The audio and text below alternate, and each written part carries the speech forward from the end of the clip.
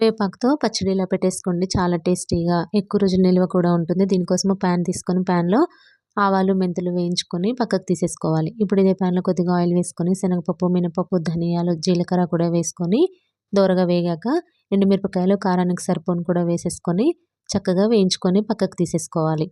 ఇప్పుడు ఇదే కళాయిలో ఆయిల్ ఏమి వేయకుండా ముందుగానే కడిగి శుభ్రంగా ఆరబెట్టుకున్న కరివేపాకు 2 కప్పుల వరకు తీసుకొని దీన్ని కూడా చక్కగా వేయించుకోవాలి.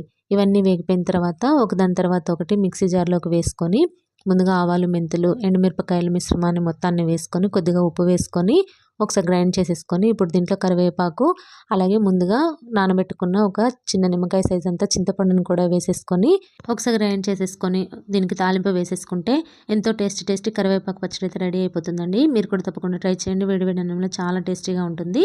Thank you for watching. Video నచ్చితే లైక్ చేయండి. ఎలా ఉందో కామెంట్ చేయండి. సబ్స్క్రైబ్ చేసుకోండి.